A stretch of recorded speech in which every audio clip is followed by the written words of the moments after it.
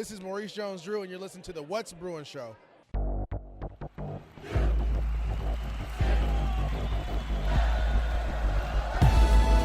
You're listening to the What's Bruin Show, part of the What's Bruin Show network, with your hosts, Jake Berryfield and Mike Regalado, and occasionally some friends, talking all things UCLA sports. And now, it's time for the What's Bruin Show. Well, hello and welcome to the What's Bruin Show. I am your host, Jake Berryfield, and in a few minutes, I'm going to be joined by my good buddy, Mike Regalado. Big applause, Big Mike. From Bruin Report Online. Hi, bro.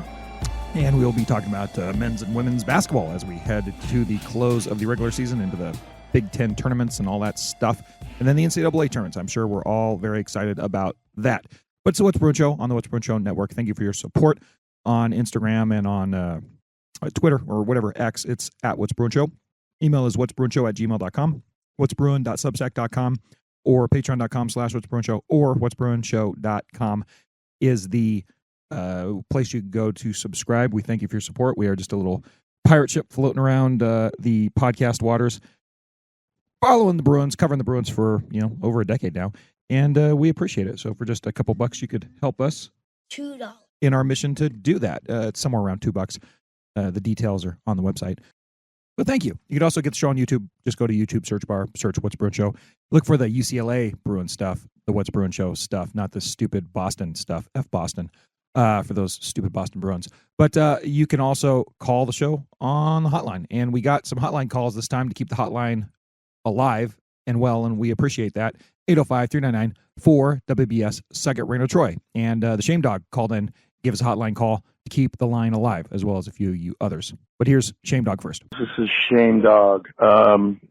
Listen, I'm calling in so you didn't lose your freaking phone line. I hope other people called too, and I'm not the only one. Anyway, I don't have much to say because, like I mentioned on Slack, basketball isn't really doing it for me anymore. I can only really do football, but I still listen, and I've been listening for a damn long time, and I'm really proud of it. I feel like I know you guys. I think you know me, and I think it's a really neat community that you've built. That's all. Peace, love, see ya. And like I said, suck it, everybody, bro. Thank you. And Mr. Shame Dog has been a listener for almost the entire run of the show, and he lives out there on the East Coast. And he is an oftentimes contributor on the little community that we have on our Slack channel and all that stuff. And we appreciate him and all the rest of you that do support us on that and that do talk with each other on the Slack channel. So thank you very much. In a minute, I'm going to bring Mike Regalado on here. We're going to be talking some UCLA men's and women's hoops, and we got a couple more calls related to that. But let's pause here and get on with the show in a minute. Yeah, I started without you. Come sit down. He's putting his beer in the fridge. We got a lot of calls. You solicited calls, and we got like 5 calls. I wanted to work one in. Yeah, I know. Well, there's what are they going to call in about? Basketball? Give me a break. Yeah, okay. Hold on. So we'll pause for a minute, and then we'll get back with old Mikey.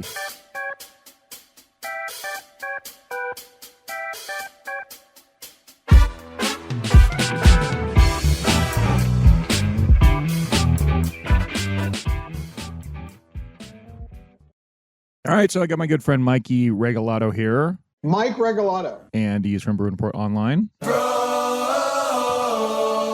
What's up? Good evening, Mike. And how are you doing? God, this is the longest week ever. Yeah, I'm sorry, bro. It's Tuesday. Yeah, it is only Tuesday. Long way to go, too, man. You haven't even got the hump day yet, bud. Yeah, seriously. But yeah, it's whatever. It's a busy week, too. It's a busy week. Kids have some stuff at the end of the week, which I'll get into later. But yeah, it's freaking taking forever. Yes, I would agree with that assessment. So, well, let's get to the headlines, and let's have this podcast not take forever. Bro-affiliated headlines with Mike Regalado. Iron Mike. Mike, what's up? What do you got? Well, really quickly, excuse me, with the Big Ten women's basketball season, regular season over, the post... I think I played the wrong button. Shame. What? Shame. What is happening? Shame. Why? The women's basketball season's over. This is, yeah. I don't know. My button's not playing right, but it was a shameful end.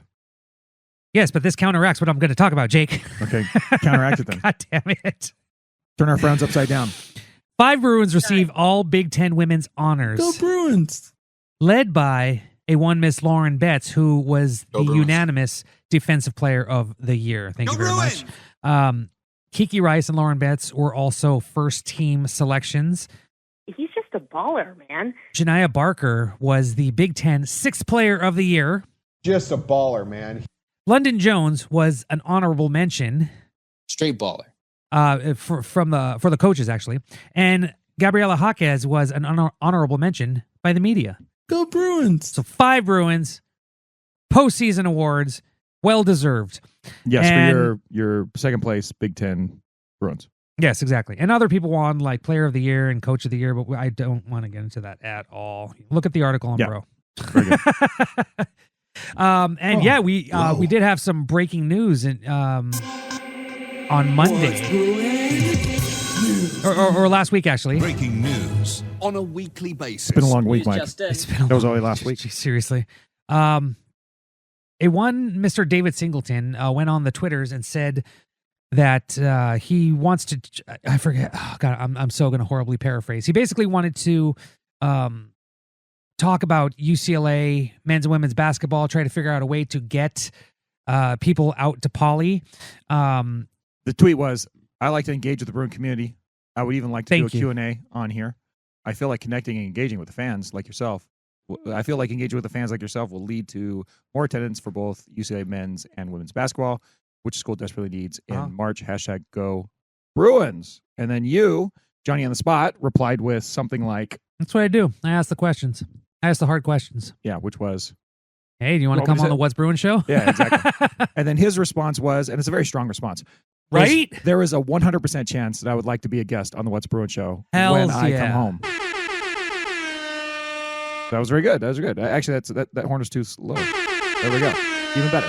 Yeah. And that was awesome. And so Mikey booked an interview, impromptu, just keeping his eyes on the Twitter sphere, and that was good work, Mikey. Thank you very much. Thank you. So yeah, and I don't want to give too much information about it, but yes, we are going to be, as it seems, we're going to be talking with one Mr. David Singleton, who was on that Final Four team and was teammates with Jaime Jaquez, Jalen Clark, Tiger Campbell, just to name a few. Yeah, at least once, and possibly more than once. We'll see how that goes. Exactly. But exactly. Yeah, very good, Mike. And that was a very, very, very good job seizing the moment. I think I also softened the blow, sweetened the deal a little bit when he was the honorary captain at one of the games, and I put up a picture of him on the Jumbotron and said, not only is he the honorary captain, but he has the honorary best hair in the arena, which he did. Just an amazing, gorgeous fro. Very good. So Flattery yeah, often sweeten the pot on that one. So flattery often gets you everywhere, Mike. Yeah, I've learned that lesson well too. You know what doesn't get you everywhere, Jake? What? Jumping on someone else's coattails. Oh my God! Yes. Time. Oh my God. Time. Oh my God. Time. Yeah. The only questionable thing about this entire interaction was later on in that post. Like 6 hours later. Yeah, you have your little thing, going with David Singleton. We booked the interview. Oh yeah, we'll get in touch with each other. And then someone named Jamaal Madney from the LA Football Network maybe hops onto our tweet, our thread. Yeah. And says, oh, yeah, we'd also love to have you on the Bruin Bible as well, part of the LA Football Network. Blah, blah, blah, blah, blah. You know what? Get your own goddamn thread. How about you direct message him or whatever? Exactly. Not actually, direct message. But why don't you just create your own Twitter post and do the same thing only on your side. Steph, our thread, bro. Exactly. Right? Exactly. Right? Oh, my God. Oh my God, my guys suck balls. It's a big Twitterverse. If I suck balls, you are king of suck balls mountain. You're king of suck balls mountain, Jamaal Madney. Give me a break. Oh, my Lord.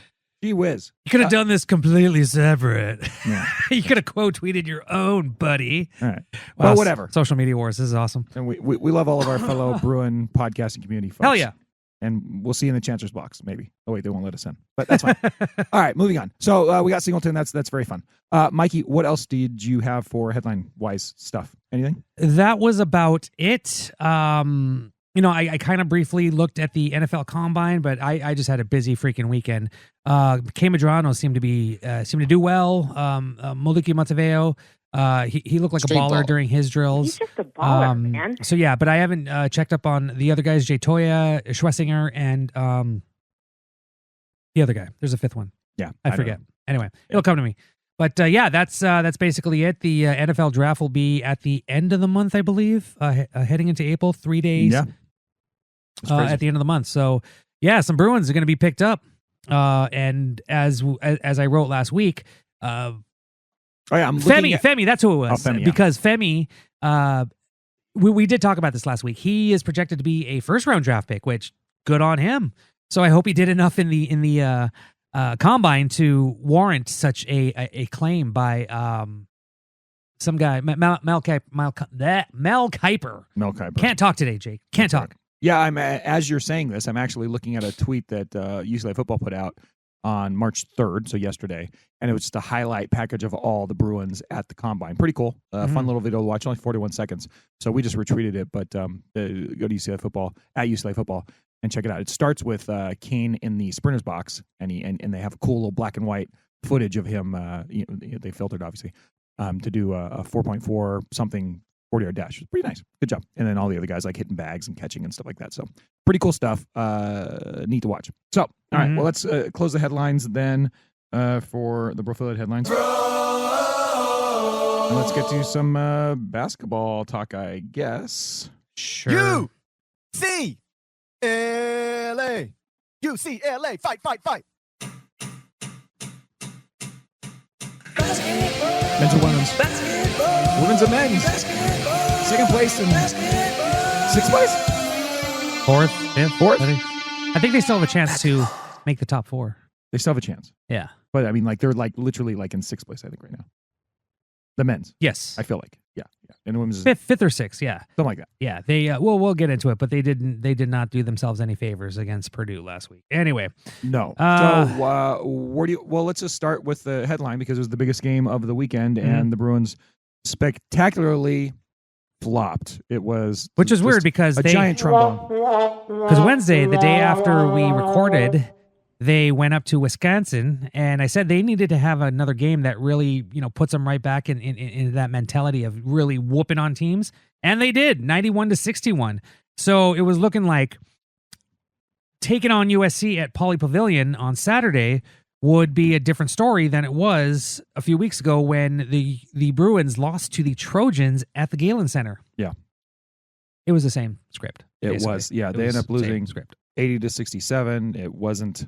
I mean, It's horrible. Would you label it as being that close, or about that close, or closer than it looked? I wouldn't say it was the latter. No, it was one of the formers, right? Yeah. So, before we get into talking about the game, let's hear another hotline call: 805-399-4WBS. Sucker Rain in Troy. Except for, God damn it, those bastards! They got over on us. God damn it! I'm so dude. It's the worst. Anyways, preaching to the choir. Leo, the library guy, called in with his thoughts on the game. He was at the game. Mike, were you at the game? I was. So was Leo. Yes. And you're going to give your thoughts in a minute? Yes. We're going to let Leo talk first. Here with the hotline call. Hey guys, it's Leo from the library. I was at the women's basketball game today, and that was not fun. First, I'll say USC is a bad matchup for us. They're quick. They want to turn you over, and they defended Lauren well. So I'll give that. But after that, beyond that, I'm embarrassed by the way we played today. And I hope they're embarrassed and angry. I hope this is the spark that makes them start playing well, because I really don't think we played well, like starting with the Oregon game. And I thought the Wisconsin game might be a get-right game, kind of like a little scrimmage before this game. And we just came out and we pretty much shit the bed. I saw glimpses of us in this game, of us, being the team I'd like us to be, little glimpses. But we kept digging ourselves these huge holes. That second quarter was just awful. And the third quarter, we got it to 4. And Kiki was aggressive. Lauren was, getting in there. And I thought, okay, this is what I want to see. And then we gave up that 9-0 run at the end of the quarter, and we're down 13, and then just the 2 threes at the beginning of the fourth, and we just dig ourselves another hole, and we couldn't get out of. So, yeah, now we got to win the stupid fucking Big Ten tournament to like get a good number one seed, because obviously the number one overall seed is that we can kiss that shit goodbye. So anyway, hope you guys are doing well, and I hope they turn it around, and I hope because like, oh man, and missing free throws today was just like, it was like watching the men. And I will talk to you later, and I hope this is a phone call that keeps the Bruin hotline alive. All right, talk to you guys later. Bye. Thank you once again, Leo, for helping keep the hotline alive. You certainly have done that. And Mike, we heard what Leo thought about the game, but a question I want to ask you, and you kind of answered it before we played the call. You said that they played well against Wisconsin, but before that, when do you think the last time you could categorically say that UCLA, the women's team, had been playing well, quote unquote, well? Like beating up on fools by like double digits? Yeah, well, just like when were you like, oh yeah, I'm not worried about this at all? It was prior to the Oregon game. Just hearing that game was watching and just how stagnant they were in that game. And that next game after that was the first loss. Yeah, exactly. That was not a good setup for the Bruins to go into the last fourth of the season, I guess. Sorry, my computer's frozen. It's not letting me do anything. Anyway, they beat Michigan State by 6 points. That was without Lauren Betts. The game before that, as you just alluded to, was the loss at USC. They take on Illinois, and that was a bit of a butt whooping, but they had to pull away in the fourth quarter. Iowa, that was very close to being a loss. And then Wisconsin. So, going back to the beginning of February, like even that Ohio State game, I got to go even further back. Minnesota, maybe 79-53. That was pretty much a butt whooping, but that was February 2nd. It is That's now a long time ago. March 4th. Yeah, UCLA has basically, I think they're averaging 12 points in the last 6 games. They're averaging like 12 points less than their season average. And I would say that I kind of agree with you in that first thing you said, Mike, in that, the last time you thought they were just like on top of the world was heading into that Oregon game, because that's the Ohio State game where they were playing Ohio State, a top 10 team, very evenly through like 2.5 quarters, and then just blew the doors off those chicks to end that game, and they end up winning 65-52, right?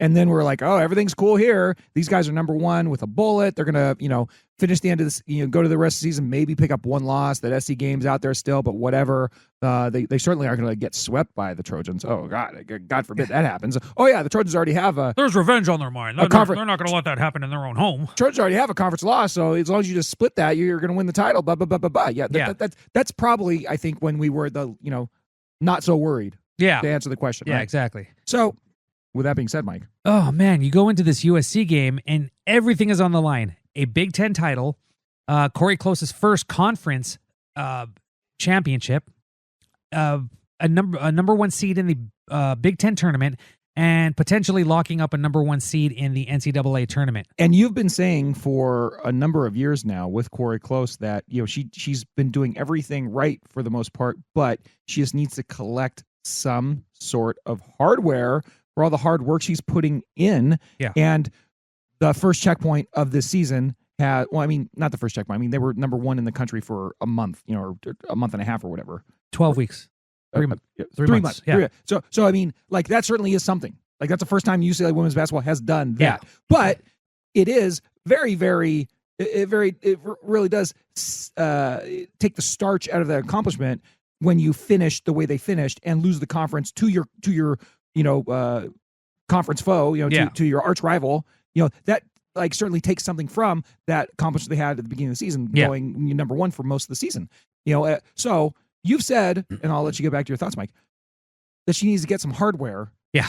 And kind of the first ability to get that real hardware has slipped now. Yeah. And now she could get the Big Ten title. Yeah. Or she could win the national title. Mm-hmm. Mm-hmm. Or, even a Final Four probably would count, I think. Right? Yeah. I at this point, I think we'd that would be huge. I think we'd settle for that. Yeah. But if she doesn't make the Final Four, this season's a giant. Well, let's worry about. I guess you know where I'm going. Yeah. Mike, I don't want to talk about that quite yet. I want you to talk about the game. So tell me what you thought about the USC second game where they lose at Poly. You're there. Leo's there. We're all sad. JuJu goes off.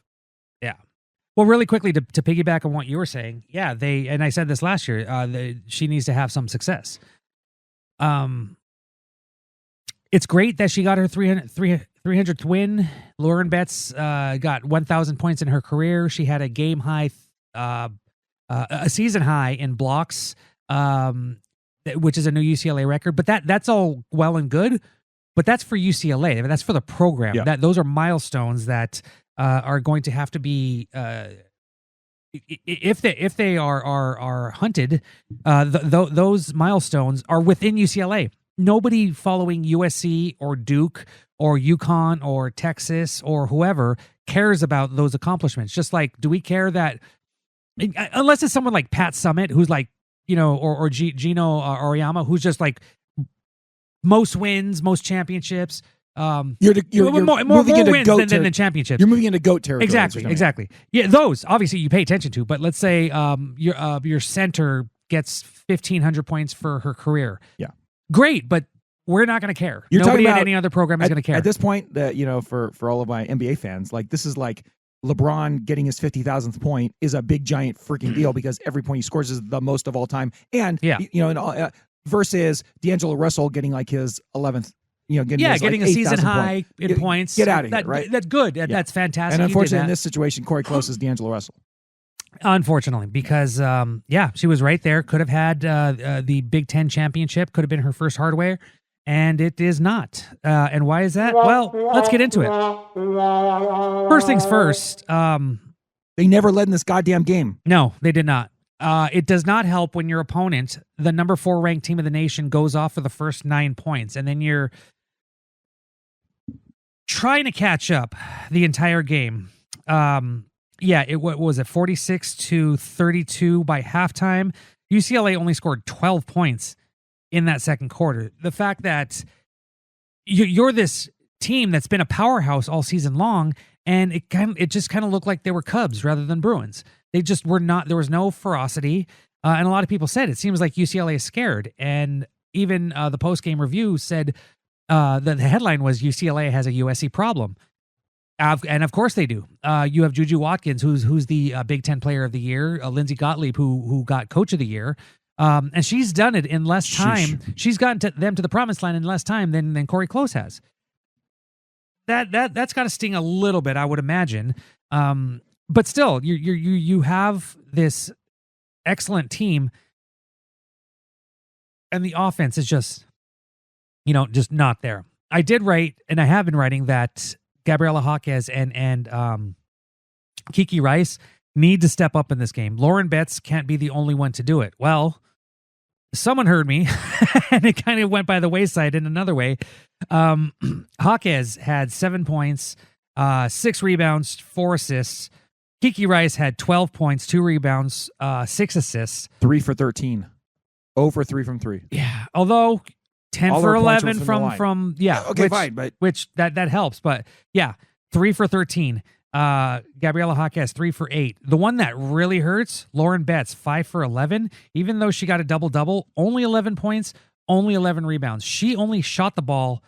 She only had like 6 points, I believe, and only shot the ball 5 times in the first half. And yeah, I asked Corey Close. As a team, they shot 36%. I mean, yeah, no, not going to get it done. It's just horrible. Like I believe London Jones had an early 3, which she often does, but then kind of goes cold. She was 2 for 8 from behind the arc. Angela Dugulich, 2 of 6 total, and this team just did not seem ready to play this USC team, and that's just unfortunate because they have been at the top of their game, at the top of women's college basketball all season long, and just to, this is like a balloon losing air and just flying all over the room. It's like, well, that's it. Did you really come this far just to fail in the last game? Looks like they but did. luckily, it is not over. I lost my I'm mojo. hoping that this really lights a fire under UCLA. It certainly can. And hopefully, knowing that they have not really received anything. They haven't really proven themselves in the landscape of women's college basketball. Sure, the regular season is great. That sets up the postseason. If UCLA wants to make a mark, I think they have to do two things. I don't think it's just one. They have to win the Big Ten. Although, in the moment, okay, let me retract that. In the moment, it would probably hurt, but if UCLA doesn't win the Big Ten tournament and then goes to the Final Four or wins the national championship, yeah, that's going to erase all that. But I think really showing that, hey, this wasn't a fluke. If they by chance meet up again with USC in the championship game, they need to get that W. As it is, they'll be opposite each other in the bracket, right? Exactly. That will be a third matchup. Yes, exactly. Right? Yeah. And the only thing is that they met for a third time in last year's tournament, and USC got the win. USC has beaten UCLA 4 out of the last 5 times. That cannot Your happen. entire life has prepared you to publicly fail. You're just failing to see that right now. That's what it feels like a little bit. Yeah, which is weird because this is a 27-2 team. I know. But it's like when it's SC, it's like, God. But that too. That's like losing, the shit cherry on top getting of it. your butt kicked by your rival on your home court Your first with a year packed in the poly. conference. Yeah. It just was, and UCLA got to within 4 points. What was that? The third or early fourth quarter. And at that point, I think UCLA was on a 9-0 run, and then USC goes on a 9-0 run and just stiff arms UCLA to get into the end zone and win that Big Ten championship. And I don't want to overdo it, but like we said, it stings. We still think this is an excellent team, and we still think this team can win the national title. And I think they're going to be even better next year. And, so it's like there's still lots of good things to say. But if you're going to say, how can we create a season that gets us as excited as we could possibly be? And let's just talk about the confines of the regular season, right? Because we don't have to worry about the postseason for this particular argument. But we can say, how could the Bruins get us geeked up as much as possible for a season and then let us down as much as possible to end the season? And this would be how it is. And it doesn't mean that it's over by no means. They still have a chance to do great things. Yeah. But there's a little more pressure on them to do those great things. If they won a Big Ten title and then they, then the Big Ten tournament, whatever, it doesn't mean that much. And then you're just like, well, they need to have a good showing in the NCAA tournament. And being a number 1 seed, it's show you they create a path for you to get to the Sweet 16. Yeah. And they still might be a number 1 seed, depending on how the Big Ten tournament goes. That's what I was going to say, too. If they lose in the quarterfinals or the semifinals, I don't think they get that number 1 seed. I think they, at the very least, has to get into the championship game of the Big Ten tournament to secure an overall number 1 seed. Because they do deserve that. They have the resume. They've was it like 8-1? 8-2 now against the top 25. And most of those were double-digit blowouts, except the losses. But whatever. Well, let's say that they make it all the way to the Big Ten title game, and then they end up playing SC, and then they beat SC. That will, in some way, shape, or form, reclaim a little bit of what they lost here closing out the season. Not all of it. SC's going to have that over the head now going forward. Yeah. But that would be nice. Or if they make it if they win the Big Ten title and they end up not having to play SC, it still is going to, be a nice feather in their cap to win the tournament. But I still think, what would we rather have at this point? What would you rather have, Mike, a Big Ten tournament win or a Final Four or better finish? Final Four. Yeah, I think that's obvious, right? Yeah. There's no question about it. So I think the only thing what would Big you rather Ten, have, Mike, a Big Ten championship or a Big Ten tournament championship? Regular season. Of course. Yeah. Right. So I think that's what we're trying to grade out. Yeah. How we ranked what we wanted them to do. And now one of those things has been taken away. And so it hurts a little bit. Yeah. And I think the Big Ten, however they finish, is going to be huge. Because if they win the championship and finish beyond USC, whether they beat USC or USC loses sooner, I think that could maybe switch things up. And UCLA could maybe squeak ahead of USC at that point. Because USC would have 3 losses at that point. Yeah, I think. I don't know. That's a bit of a stretch, but a lot of these, aside from winning I think it'd hardware, have to flame out way early, and UCLA would have to win it for that to happen, right? Yeah, I think that would be the case. But whatever. I'm not going to count on that. And at the end of the day, I'd almost rather them have to play SC at the end and beat them in the Big Ten tournament. Yep. Just to get that get that off their back a little bit. That would allow them to have some redemption. And then at the very least, you could say they had a stellar season where they're number one almost the entire season. And yeah, they lost to the same opponent twice, and that's their 2 losses. But then they also redeemed that loss, right? Yeah. They lost to an extent. They wouldn't give them the Big Ten title back, but it would give them a little bit more. I think it would add to their mojo, which a little bit of the mojo is certainly gone. Yeah. Mike, what do you think is the most important thing heading into the Big Ten tournament and then heading into the NCAA tournament? What's the most important thing they need to get back to, to kind of finish the deal here, to get done what they need to get done? They need to bring sexy back. And by bringing sexy back, I mean, make your shots. Yeah. Lauren Betts It's the looked offense, so is that what you're saying? hesitant in both of those USC games. Lauren Betts needs to realize that she is a machine and just needs to, whenever the ball's in her hands and she's anywhere in the paint, just go at the basket. Just a baller, she man. can draw fouls. At the very least, get some shot attempts, get some potential chances to go to the line.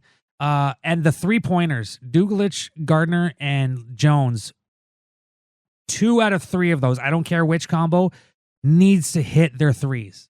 This is a little bit of a stretch. Yeah. But I was listening to a podcast about Jon Favreau in The Replacements as his last gasp as an actor before he went on to become a very good director. And it made me think of Swingers, and me thinking of Jon Favreau and thinking of Swingers, and then you thinking of Lauren Betts and her wanting to get her mojo back. I'm like, we need to, she needs to internalize the, she's, what was the line, Mike? She's so money, but she doesn't even know it. Yeah. Like she kind of forgot that she's so money. Remember that you're money, man. Remember that you're money, Lauren. Let's go. Yeah, seriously. Seize the day. Allons-y. Come on. Go Bruins. 4's up and not 4's down the way JuJu Watkins did to the UCLA student section. Oh, JuJu. Yeah, I saw that and I was like, I want to hate.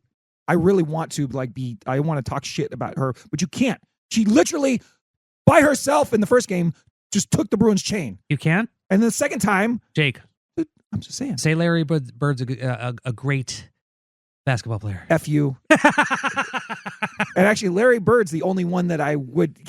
I don't have the same hate for Larry Bird as I do for all those other dang Celtics. But yeah, F Larry Bird and F Boston. But what I'm saying, Mike, I mean, it's good. That's a good comeback on me, Mike. It's a good calling me out for that. But it's like I had to go to the highest. It's hard. tier. It's in the moment right now. No, it's like, I know. Oh my god. And like it's just like I watched her just reach out and just take the chain. Yeah. It just got deboed by freaking JuJu. Yeah, exactly. Not cool. Yeah. Not cool, bro. Yeah. Anyways. Doing that to our student section. I haven't seen one Bruin act classless like that all season long. I mean, I probably missed it. There probably was one thing, but I think Janiah Barker taunted an opponent's bench once, but I don't mind keeping it classy. But if someone does it, but then they're doing it while they're like stepping on our throats, like what can you really say? Yeah, exactly. That's kind of what they earn. They really do that. I'd much rather keep it classy, right? I firmly believe in the old adage of when you lose, say nothing, and when you win, say even less. Like I internalize that. Yeah, I embody that quote. But with that being said, if someone wants to talk some smack, it's their right if they're doing it, if they can back it up, right? And that's their prerogative. And take it from another movie, one called Men at Work. USC won. Golf clap. Well played. Yeah, that's fine. Yeah. F you guys. Well played. F you, Troy. Anywho, so Mike, do you have? Did I? Just really quickly. I just wanted to go over the schedule. Oh, dude, Jake, look at that. That is gnarly. That is a gnarly bracket. It really is. That's a lot of teams. UCLA. UCLA's journey begins on Friday. The tournament starts on Wednesday, tomorrow. They skip 2 rounds in this thing? 2 rounds, yes. So, number 12, Minnesota, number 12, Washington, and number 13, Minnesota start the day, followed by number 10, Nebraska, and number 15, Rutgers. And now that is the down chain, I guess, to where from UCLA's bracket, because the winner of that takes on number 7, Illinois on Thursday. The winner of that game takes on UCLA Friday at 3:30 p.m., and that will be broadcast on the Big Ten Network. 3 games. And only the top 15 out of 18 teams are going to the conference tournament. So this thing could have been just freaking gnarly with 18, but it's already pretty badass as it is. So on that Friday, number 1 USC plays where is it? The winner of Indiana, Oregon. Maryland plays the winner of Minnesota/Washington/Michigan. Number 4, Maryland. As I just said, yeah, it's 4 Maryland. And then I talked about UCLA's down chain. What do they call it in Ponzi schemes? You're down my downline. I'm something not like that. positive. Anyway, I I'm mean, trying to. I do like the pyramid scheme metaphor though. And then number 3, Ohio State takes on either Washington, Michigan State, Iowa, or Wisconsin. The semifinals will be on Saturday, either at noon. First game's at noon. Second game is at 2:30 p.m. And then the championship is at 1:30 p.m. on Sunday. So, yeah, Bruins got some work to do. Yeah, and it all starts mañana. Not the Bruins, but like games. Yeah. Crazy. Mhm. It's already here. Yeah. There we go. All right. Well, Mike, before we get to the men's side of it, we did have 2 more calls, and they're both kind of echo each other. One is from our guy Leo, one of the number 1 fans of the What's Bruin Show, and has been for quite a while. Thank you, Leo. He's also one of Mike Regalado's number 1 fans. Yep. Hubba. Yeah. Iron Mike. I rock, bro. Yeah, and he's also apparently tangentially one of our good buddy Jorge Olmos, the most unlikely man ever to become a principal, and yet there he is. He's also a big fan of Jorge. So we love Leo, and I miss hearing from Leo. He calls. I see him all the time at the football games, but alas, there are no football games to go to right now. Yeah. So anyways, let's get to Leo and then another nameless caller who both have pretty much the same request. So we're going to play both the calls back to back, and then we will respond. So here we go. Leo and then the unknown caller. Hey guys, it's Leo from Long Beach. It's 6:07 in the morning. Catching you guys right now while I'm having a morning workout. Wondering if you guys are going to do a bracket for men's and women's for March Madness. You guys did it a couple years ago. It was awesome. Came number 1, so I got a t-shirt. All right, guys. Have a great show. Have a great week. Thanks for all you do. Go Bruins. Go Bruins. Go Bruins. Go Bruins. Hey everybody, not much of a question, but looking forward to March. Nice to have 2 solid teams going into March Madness in the women's and men's side, especially on the women's side. Fingers crossed for the men's or Bruin boys. Y'all should consider doing a bracket challenge, open up to both sides. Looking forward to the content, and go Bruins.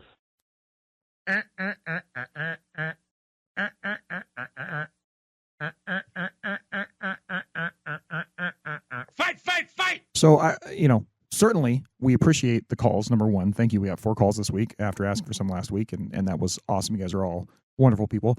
And then secondly, 2 of the calls, Mike, demanding that we do another NCAA, tournament challenge for the men's and the ladies. And we will absolutely do that for you. Hell yeah. We have plenty of time. I think Selection Sunday is not until March 16th. Yeah. So that means we have, so I'll get it set up by next week. And then, so make sure you listen to next week's show. And we'll tweet it out show too. notes for next week's show, and look at our Twitter accounts and Mike. And the stack people are going to love it. Yeah, all that. Whatever. We'll put it all on over everything. Exactly. But we'll do it, and then we'll come up with some sort of prize for it as well. And I don't know. I got some cool stuff, I guess. I don't know. I can find something. I'm not sure I could find something that we could use as some prizes, one for the men's and one for the women's, at least a first place prize. So, yeah, look for the tournament challenge, What's Bruin Show entry coming your way by next week. Now, Mikey, we also have the men's side of things to talk about. And what were your thoughts about how the men have been finishing the regular season as opposed to the ladies? Well, I mean, I'm in the middle of my stats article right now, and things they're not consistent. UCLA is just non-consistent on offense and defense, and it comes and goes too. Like they can't have a consistently good offensive game, they can't have a consistently good defensive game, and we saw that against Purdue, which was on a 4-game losing streak until they meet UCLA. Mm-hmm. And heading into that game, the Bruins still had a chance to get themselves into a solid position to get the double bye. Yeah. And then that game happened. Yeah, and right now, since Purdue beat Maryland and Maryland beat UCLA, UCLA beating Purdue would have had a 3-way tie in according to the tiebreakers. But now Purdue holds those cards, so they have a better chance at getting that top 4 spot. But I don't think UCLA. I think UCLA needs a little bit of help. I'm going to bring up the standings right now. But going to that game, looking at that game, Purdue was up by 2 points, 37-35. Then the second half happens. Not a good second. And Purdue, they basically they didn't shoot well from 2-point land, but they were 50% from 3-point land, and they just kept hitting 3-pointers and just really keeping UCLA at bay, especially in those in the last few minutes. UCLA just kind of I don't know, it just seemed like they ran out of gas. Just seeming really tired and just seeming that they just could not keep up with this Purdue team. And then you can, for those watching the game at home, you can tell how rowdy these crowds are. It just seemed like the Purdue fans were just loving every second of this freaking game. But UCLA could not capitalize on anything towards the end of the game, and Purdue just outlasted them. And UCLA just had no answers. It was a little bit tough to watch. As I said, their offense and defense has been inconsistent, and that's not good. Little things improve, like rebounds, offensive rebounds, but you got to come in stronger against a team like this, especially when there are stuff riding on the line. Just like the women's game, things were riding on the line. Not as much for the men, but it just didn't go their way, and UCLA was 1 for 8 from the 3-point line. Better from shooting free throws. They were 81%, but they just didn't finish in that game. And it was a little bit, I've been worried about the game at Northwestern, even though the Godfather texted me a few weeks ago and said, "You mean the Godfather Classic?" Yes. Shout out to Chris. The Godfather Classic. That's right. That. Yes. Good job, UCLA. Well done. UCLA versus Northwestern. Anytime they meet, that's the Godfather Classic. I was still worried about that, but Jim said, they've had so many injuries. UCLA should have no problem. Correction. What? And what you just said, UCLA versus Northwestern, anything would be the Godfather Classic, unless it happens to be a bowl game, which now would be pretty impossible, given they're both in the Big Ten. But up until this point, it would be in a bowl game. It wouldn't be known as the Godfather Classic. It would be the Godfather Bowl, the BB Classic, as in Brandon Brezel taking back 2 onside kicks for touchdowns. Sorry, Godfather, love you. Anywho, continue. That one still stings. Oh, that was a great game. But yeah, they go to Northwestern, and they're taking on a Wildcats team that is 48th in the Ken Palm. UCLA is 27th, so they're not horrible, but they're not great either. They are before this game they were 16-13. This is a team that UCLA absolutely should have rolled over, but they just didn't. This game was close for about, I would say, most of the game. Yeah, I would say it was close for 32 minutes of the game. Then there were about 6 minutes in which UCLA kind of screwed up, and then the final minutes, UCLA wrapped things up. But this was just, I think, just way too close. UCLA should have, at the very least, held them off defensively, which they did from time to time. But the thing that they got the win. But the thing that worries me is that this should be an inferior team. Yes, it's on the road, and you did get the win, but it's kind of concerning that they had such trouble with a team that is questionable. I think they're on the bubble. A team that is questionable to make the NCAA tournament. Outshot by the Wildcats in every respect. Free throws, three-pointers, and field.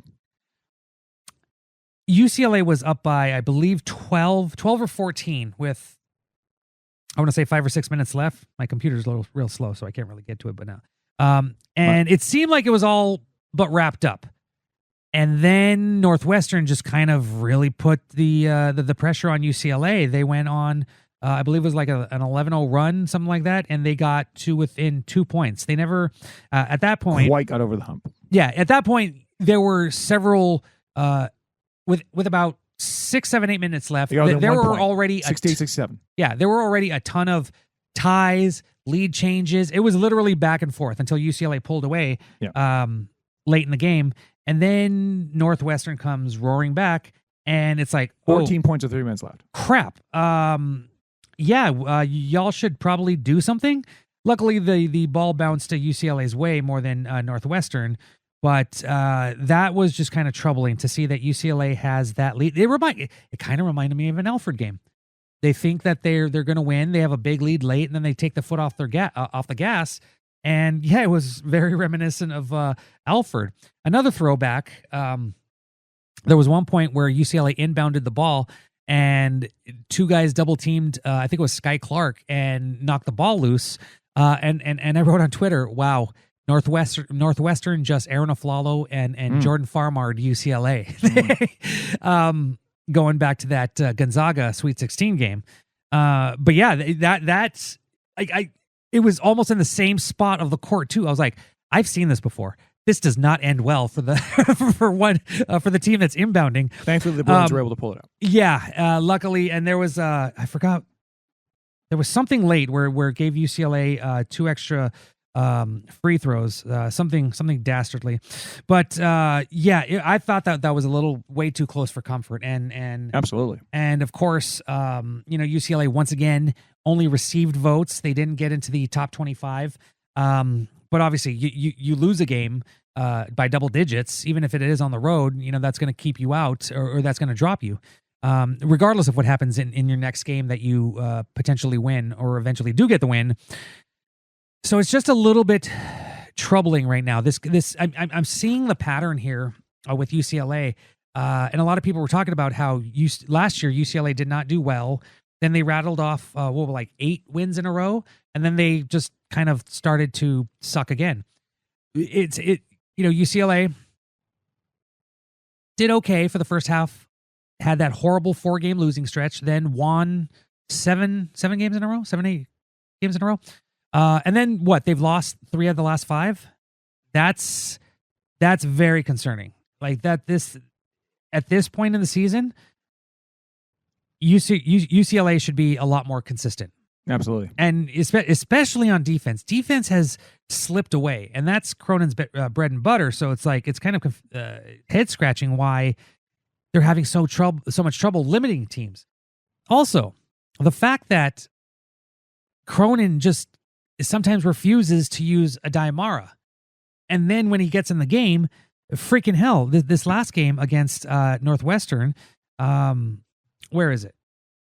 Right here. Mara, where are you? He had a double-double. 16 minutes. He was 5 of 8.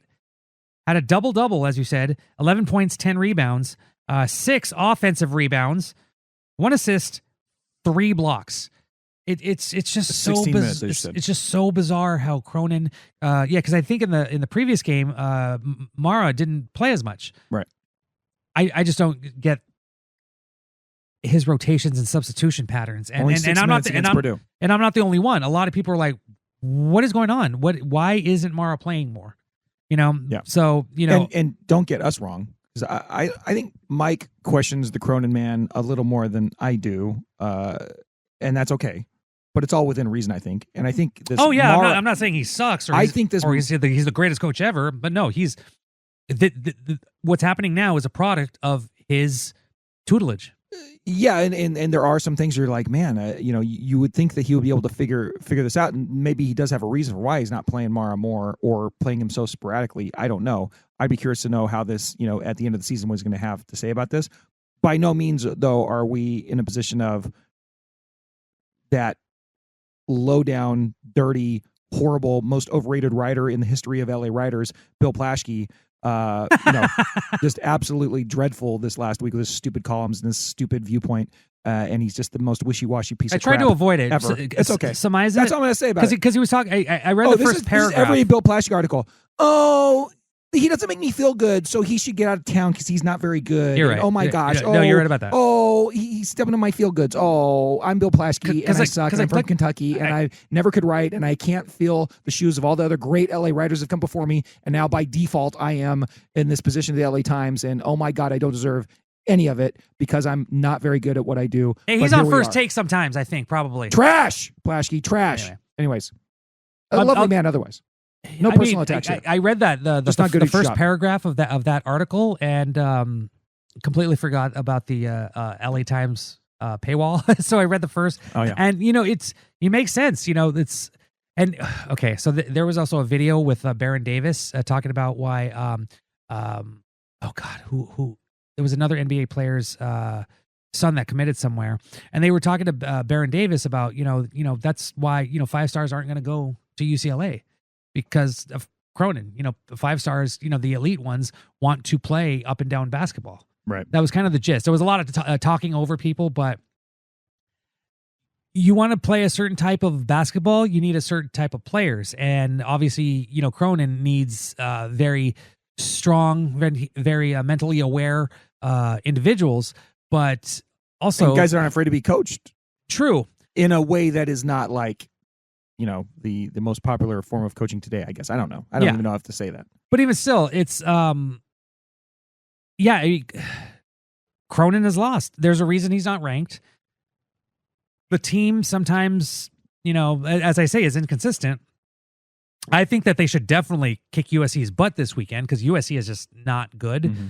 But I think Musselman got a 5-star recruit a few weeks ago too. So if that's the case, that's going to be troublesome for UCLA on the horizon. But yeah, 2 seasons in a row where UCLA underachieves seemingly, that's not great. And that's kind of where we're at. Like Cronin's not unimpeachable, right? No. And there is a version of the world in which this doesn't go well for him and UCLA at some point, whether it's in the short term or the long term. I just want to make sure that we're not being lumped onto the bandwagon of that crappy ass column that Bill Plaschke writes that goes along with all those other crappy ass columns. That's just a personal thing for me. Like I said, I didn't even read the whole thing. Yeah, neither did I. But I mean, I'm looking at his record. Yeah. 20, absolutely. 21 and 9. There's things to make you go a little bit. Yeah, losing to New Mexico early in the season, losing to North Carolina, not making free throws in that one game, and missing 10 free throws in that one game. Yeah, no, there are definitely things to critique, and and like where does this go? Yeah, looking into the future. I mean, obviously we still have the Big Ten tournament and the NCAA tournament, but UCLA. There's a reason UCLA is hovering between 25 and 30 in the majority of the rankings. Usually, a team in that range isn't going to win the NCAA title. Top 10 teams are going to win NCAA titles. Yeah. And so you think, thinking about where we were 2 years ago heading into that season with all the, Euros and foreign players. And last night I tweeted, I miss Alain Feblu. One guy got pissed at me. That's funny. Why would you want him? Like, because he was awesome and Cronin didn't want to play him. Bring together a team from all parts unknown, right? Kind of thing. And then that didn't work out very well. No. And the team really, it was not a great version of the team last year, the Pac-12. And now this year, an entirely different tactic seemingly. And we were much more optimistic. And we can't sit here and say that UCLA has been a colossal failure this year because they haven't. It's just they've been uneven, right? They're above average, but they're not elite. And that's what people are expecting at UCLA. And whatever they're expecting or not, whether it's realistic or not, like I think there was a way that this season went where they were going to be an elite team. Yeah. And so in that regard, I think we both agree that UCLA has not, been terrible this year. They haven't even been mediocre. They've been above average, but they're still below what the expectation was. Does that make sense to you, Mike? Is that fair? Very much so. I think that's fair to say? Yeah. So that's why we're saying, well, with McCronin, with the changing landscape of NCAA sports, he's had a couple swings now, and certainly this year's worked out better than last year, but by no means is this a solved problem. And so going forward, like we said, Cronin's not unimpeachable, but he's also not, but I think our overall faith in the program is still there, even if we're having questions about where it's going to be going forward. Is that a fair thing to say? Yeah. All right. So now going into did you already say, Mike, what you thought or what they should be doing going into the Big Ten tournament, like how far they should go? I'm trying to remember our conversation. It just depends what on would be where a good they're- outcome. What would be a, oh my gosh, Well, I can't believe that just happened to them. Oh, this sucks. Obviously, it depends on how the standings Certainly shake up. Right now, UCLA is in 6th place. If they win, they will have. If they beat USC, they'll be 13-7. That could potentially move them into 3rd, 4th place. But then they need some help from Purdue, Maryland, and Wisconsin, and those 3 teams are going to be looking to stay right where they're at. As I said, Purdue seems to have a lock if it comes if there's a tiebreaker between Purdue, Maryland, and UCLA. Wisconsin is above the Bruins right now. And Michigan State and Michigan seem to have the top 2 spots locked up. Even if Michigan loses their next game, I believe, I think they're still a top 4 team. So a lot of things have to bounce in UCLA's way. If they pretty much can't be in a tie with Maryland or Purdue. I mean, that's really the way it plays out, right? I mean, so they need both those teams to lose both of their last 2 games. I mean, that's really what it is. And when you look at Maryland, do they even have 2 games left on their schedule? I'm sorry, I'm looking. There's Maryland right here. Yeah, I think if Maryland and Wisconsin lose, and No, UCLA, Maryland, this is weird. It's like there's a lot of shit. No, so they have there's Michigan a lot of and stuff Northwestern. They have Michigan and Northwestern. I don't want to sit here and do the math for 10 minutes, but they're probably not going to lose both their games. And then the other team would be Purdue, and Purdue has 13-6, and they have the tiebreaker against Maryland and UCLA. Yeah, so they would have to lose. I'm sorry, they only have 1 game left. So I mean, it's So if Maryland has 2 games, they need to lose those 2 games, and Wisconsin I think has 2 games. They need to lose those 2 games, and UCLA to win to get into that 4th spot. I believe that's how it shakes out. Yeah. So either way, so if UCLA doesn't make it, now they have 4 games. To Wisconsin make it has to. Minnesota and Penn State. Yeah, I think to basically, no matter where they're at, to get a better seeding in the NCAA tournament, they have to at least get to the semifinals. They definitely have to win their quarterfinals to get to the semifinals. But I think if they lose in that Friday night game, there's no chance of improving on. Currently in the bracketology, they're number 6 in the East. Yeah. If they want to improve on that, or at the very least get to a West region game, they have to. God, I think they probably have to get to the championship game, the tournament championship game. Yeah, I mean, what seed would you be? The way the team is right now, not beginning of the season, Mikey, but like right now, I would hope. See how it goes. Would a 6 seed make you? Would you be okay with a 6 seed if they manage to hold on to that going forward? Depends on the NCAA matchup, but yeah. Well, I mean, just I think ideally they could probably shoot for. That means you're going to be in a matchup where you're favored to win your opening round, and then your second round you're going to be up against a team that you're a dog to probably. Yeah. That's how that works. I mean, I think if they do get into that championship game, they probably have a chance to get to a 5 seed, but even that's still treacherous because all those 5-12 matchups. They're not going to get to a 4 almost regardless of anything. Yeah, exactly. They're not going to get to a 4. I mean, unless they. So they just need to do everything they can to improve their resume. So and stay out of a 7-8. So USC. Stay out of the 7-8. Let's say they are they got 1 bye, so they have to second round, quarterfinal, semifinal. That's 4 games. I would say that they have to win the next 4 games in order to maybe get a 4 seed. That's still a stretch. 4 seed? Okay. That's still a stretch. But if they show that they're kind of, excuse me, if they're just like taking down teams, which they haven't really showed in the Big Ten, unless they're cellar dwellers. They got their butts kicked by Michigan, but they did beat Michigan State. I think a 4 seed is just out of reach. But if you try to get a 5 seed, 5 seed or 4 seed, just try to seem favorable in the committee's eyes to get out west. I think that will help them out a lot. Okay, yeah. And I'd be because the regional I think is in San Francisco. I'd be thrilled if they made it into a 5 seed matchup. Yeah. Right. I would be thrilled with that. I'd be okay if they stay 6, and I'd be a little sad if they get to 7 or 8. Yeah. I think that's where we're at. That would hurt. That would hurt a lot. All right. Well, there you go. Mike, do you have anything else to say about the basketball? Aye. Okay. I got one more thing I want to bring up, and then we're gonna get to what's wrong with you. Didn't you say in your resume that you did 4 years at UCLA? Yes. Technically, if you consider Bel Air an extension of the campus, which everybody does. Of course. Thank you, Alexis. So the last thing I want to talk about is just we're now almost through. We're through pretty much all the winter sports for the most part. They're all wrapping up, and you got the spring stuff left on the horizon. However, the big major sports that we talk most about, I guess with shoehorn softball in there, which is a later sport. They're just starting all up, yeah. Pretty much concluded, and so we have a lot of data on how UCLA has done in its first year in the Big Ten.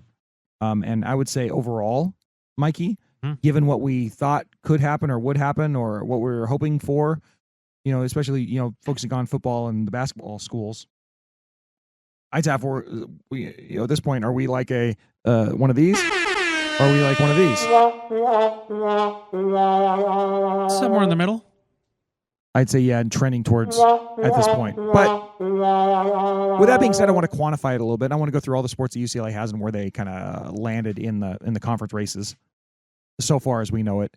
And Leo, the library guy, certainly fact-check me this and tell me by next week, and I will correct myself. But just go through the roll call and just our quick takes on this. All the sports. Number one, with a bullet in my heart, of course, is football. The Bruins ended up their first season in the Big Ten as the number 14 team in the Big Ten. And I would say, Sounds rumpy-pumpy. in a vacuum, that sounds rumpy-pumpy. I think nationally, the Bruins ended up about where they were supposed to, according to most of the national pundits. And I would say locally, people like us who thought that they drastically underachieved because of the horrible, horrible offense that Fredo Bieniemy put out there for the Bruins. Like, they could have done so much better than that 14 in the Big Ten. Yeah. But they didn't. And so it's kind of like the Bruins are still solidly under the radar. We'll see how they come back this next year. But that's how the football team did. I'd say they probably hit par by national expectations, a little under par or over par, I'd say, for us. Men's basketball is currently in 6th place, looking to move up. We just talked about that. But I would say that's probably right in the range of, okay, fine, on the lower end of our expectations. Would you say that's true, Mike? Yeah. Okay. Women's basketball ends up being 2nd place in the Big Ten. And that's about right. A giant bummer for us right now. But overall, if you didn't tell me that SC stole the championship from them in the last couple of games, then we'd be like, hey, that's pretty good. Go women's basketball. They had a good season so far, right? Yeah. But the context, them having the chain snatch from right at the last minute, USC, as I made the analogy a couple weeks ago or last week, drafting behind them the entire season only to take them out at the very end, that's pretty much a giant That's cold, bummer. man. Pretty much a Although bummer. that's the preseason Big Ten poll had USC as 1 and UCLA as number 2. I was really hoping UCLA could make that not so, but hey. But for the men, just to get back to where you were about expectations. Thanks, Mike. Top 5 preseason media poll for men's basketball. Number 1, Purdue. 2, Indiana. Number 3, UCLA. 4, Illinois. And number 5, Michigan State. So they have underachieved a little bit. Michigan, who was projected number 9, overachievers. Stepping up. Crazy buggers. Go Big Blue, I guess. Go Big Blue. Big year for them. All right. Baseball and softball have yet to, we don't know how they're going to do. We're hoping they do They just well. started, yeah. They just started. Beach volleyball, I don't know. That's not in the Big Ten, so we're not going to worry about that one. Cross country, I need Leo's help with this, honestly. I was trying to figure out and interpret how they did, but it looked like they were in the bottom half of the league. So I don't know how good the cross country team was before this, but they certainly didn't do great in their first year in the Big Ten. The golf, men's and women's, those championships are in April. And do you know how many golf events there are for the Big Ten and NCAA golf? A gajillion of them. Yeah. There's so many events. So I don't know how to interpret that one either. Here's a bright spot for the Bruins. Here's going to be a go Bruins, right? Go Bruins. Go Bruins. Go Bruins. Go Bruins. And that's gymnastics. Currently 9-0, first in the Big Ten. And the Big Ten championship is later this month. So that part's, that's one of those. Rowing, I couldn't find that, sorry. Soccer, men's soccer. I'm not sure how good they were or weren't supposed to be, but they ended up finishing, it looks like, 6th in the Big Ten, 3-4, 3-4-3 overall. And their overall record was just above 500, 7-6-6.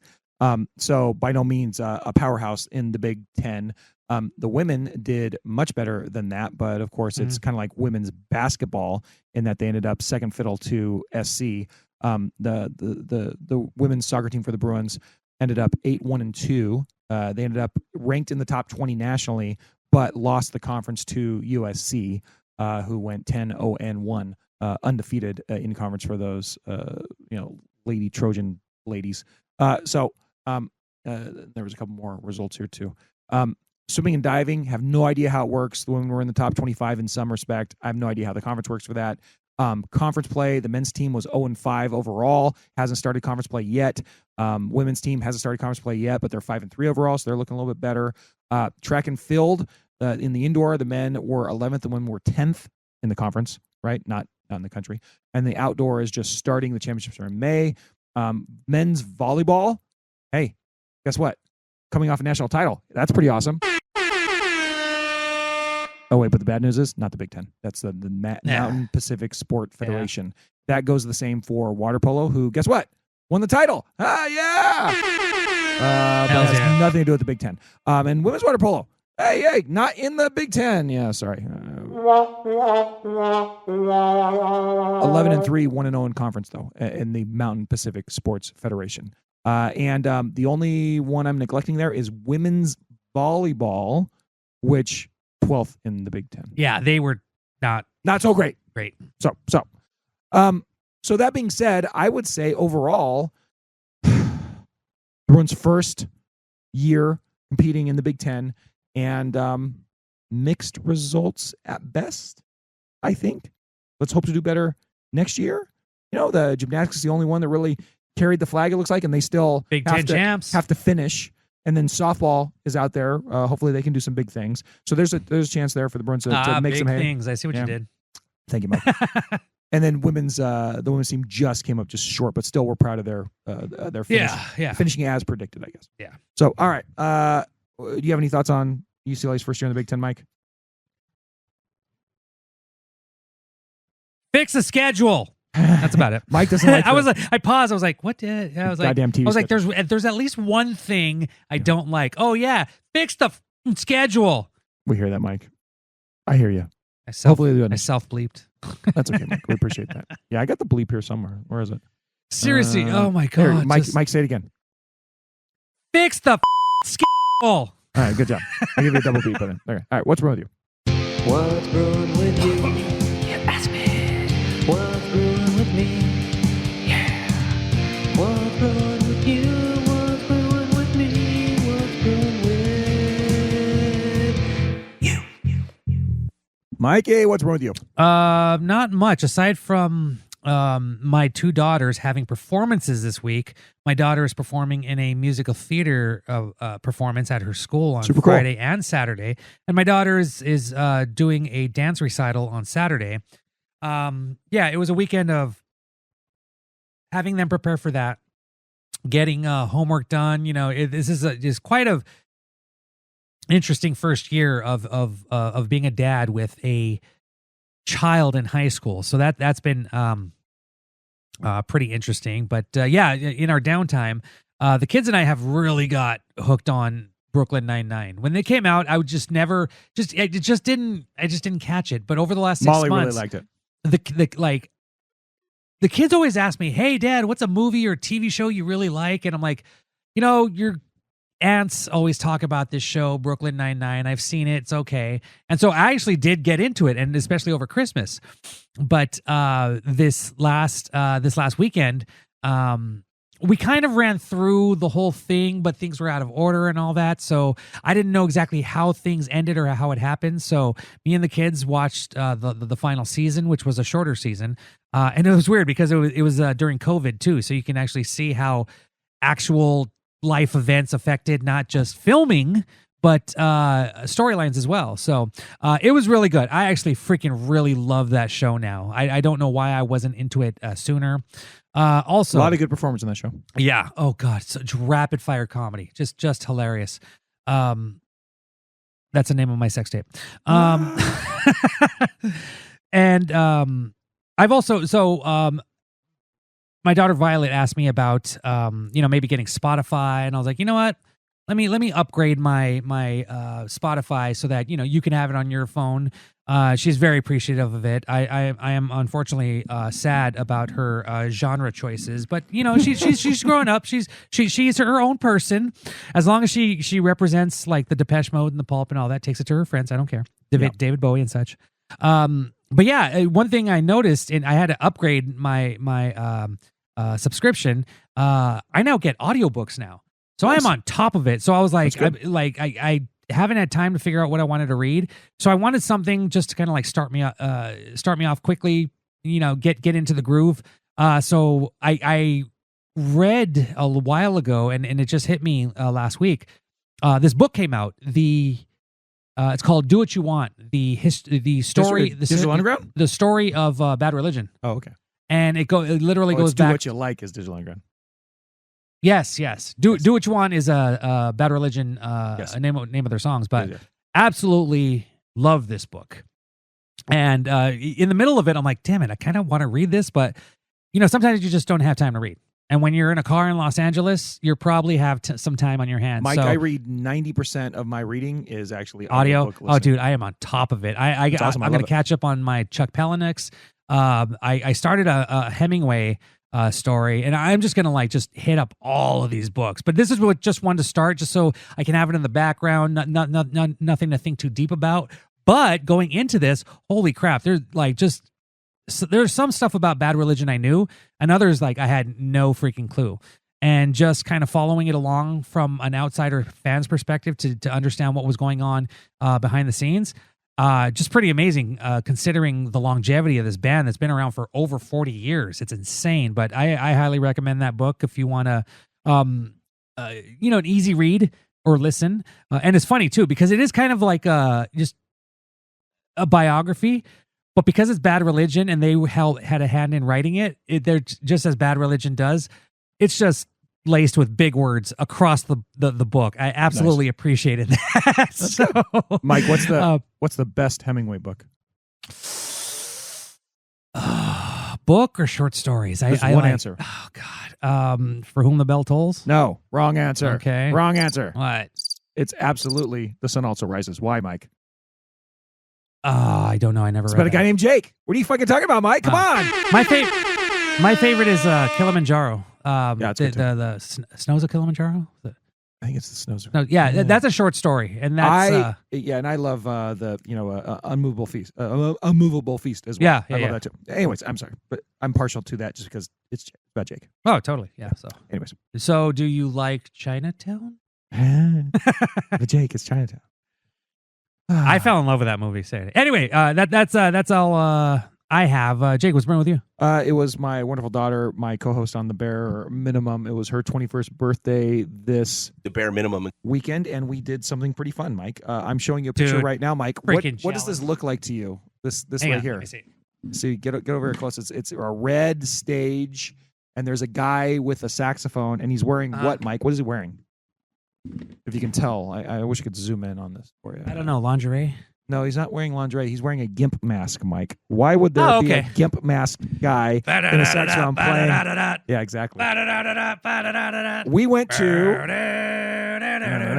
a very fun show. It was called. It's down by SoFi. It's a place called Cinevita, which has got. It's just this big tent. It's kind of like a circus tent. It's called a Spiegel tent, and it's designed for putting on these musical performances. And we went to see Pulp Rock, which was a stage production, a musical stage production, which was a mashup of all the Quentin Tarantino movies. It lasted about 2 hours long, and there was some Kill Bill and some Pulp Fiction and some Reservoir Dogs and some Inglourious Bastards, a little too much Death Proof, and Django, all those things. All my favorite movies, and set to music and like spliced together in funny ways to match up the storylines and things. So were there and any set the music. visuals, or was it just like a music show? It's no, I mean, it's actors performing like it. Oh, they did. It's a musical. Like they're acting out the scenes, but then there's also music going on. Oh, they are acting out the scenes. Yeah. Oh, I thought it was That's just pretty like crazy. bands coming in or musicians So doing the songs. And basically, they're like put the soundtrack to acting music. Like it's Okay. weird. It's hard to Gotcha. describe. Yeah. But like for example, they spliced what do they splice? Like they spliced the scene with with the GIMP scene with another scene from another Tarantino with another scene from another Tarantino. I'm trying to remember the chain of what it was, but they just go back and forth. So like the same actress played the bride, played the bride in Kill Bill. She also played Mia. She also played one other character. Bang, bang. And so they would like string. Yeah, Bang Bang was one of the songs. Bang, bang. So they would string those Solid song. those scenes together. And then the at one moment the person's playing Mia, and at one point she's playing Beatrice Kiddo, Yeah. But it sounds weird, but it worked really well. It was really fun. And so, anyways, that's a Cinevita. Dude, we should have Megan had a good time. have a Quentin Tarantino, like just Anytime, you know how man. we used to do this, the Star Wars, just one episode podcast. I love those movies. We should talk about it because I Django was all right. Hollywood was all right. It was didn't wonderful. catch me. But Pulp should watch Fiction, again. I love. Reservoir Dogs, I love. Inglourious Bastards, absolutely love. The Kill Bills, love. But yeah, there are some hit or misses for me. But the only two that were misses we, for me are Death Proof and Hateful Eight. Which Other I than did like that I one. all of them.